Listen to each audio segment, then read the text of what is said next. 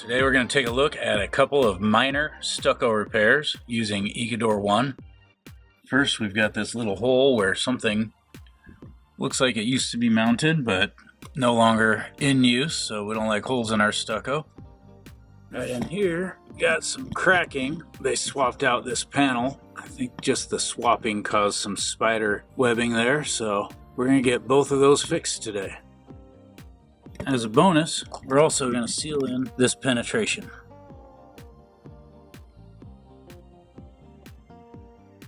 For this repair, we're going to use a 1 pound patch and repair kit, Ecodur1, which I've already mixed according to the instructions.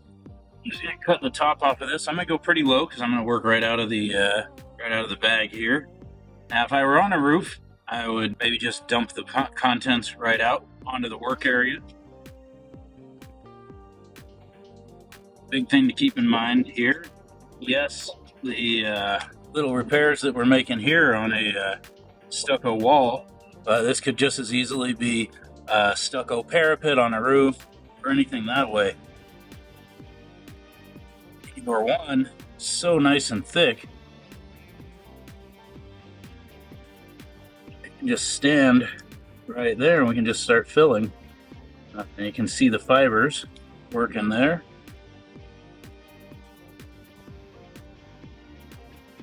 Still a little bit under there, so I'm just going to add a little bit more there. Get that about even. Feather out the repair area.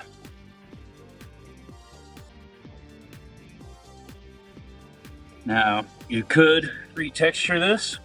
So what I'm going to do now, while it's still wet, is I'm going to go ahead and spray that with a light colored spray paint. So there, I don't have to come back to do the touch-up. Now that thing is just already colored and good to go.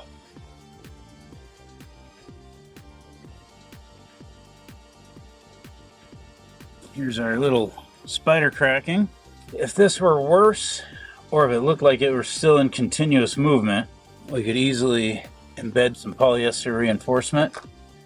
These are just little cracks, and doesn't look like there's a big likelihood of them getting worse, so we're just gonna let the fibers in the Ecodur1 do their job of reinforcing for this one. Now, we do still want to maintain a minimum thickness of about 30-35 mils, just so that the fibers can do their job. If we go too thin, we don't have the overlap of the fibers, so it may as well not even be fiber reinforced.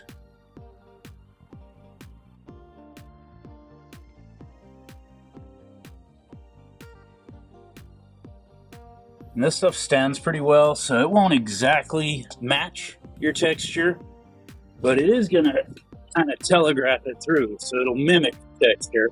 On something like a parapet wall, probably not gonna be super important that you get a perfect match.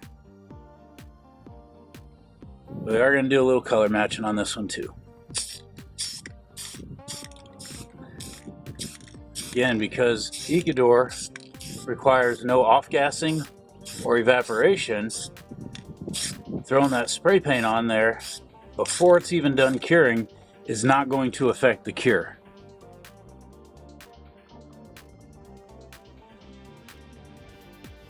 Here's our little bonus project. We're just going to fill in around this penetration. Again, this could be the penetration on a stucco parapet or anything else like that.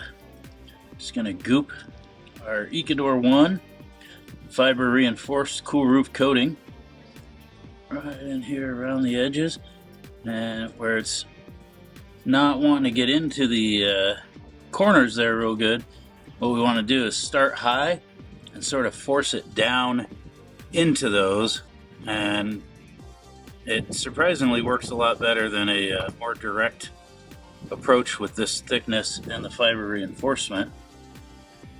Keep working our way around the penetration here, again kind of starting high and working around.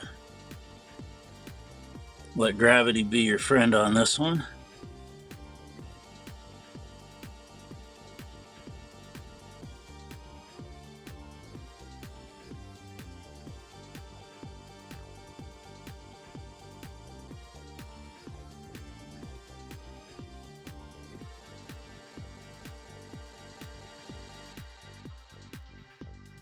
All right, that's complete.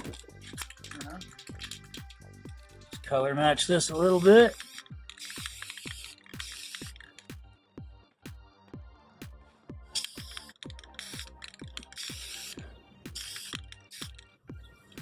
That one's all set.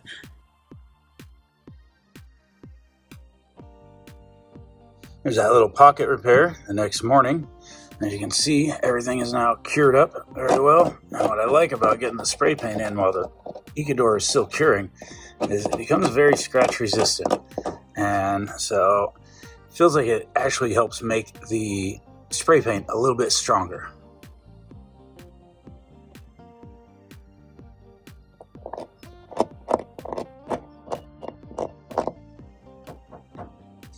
One more thing to point out on these are not wimpy, weak, brittle repairs. They'll take some movement, so you can see the material is going to flex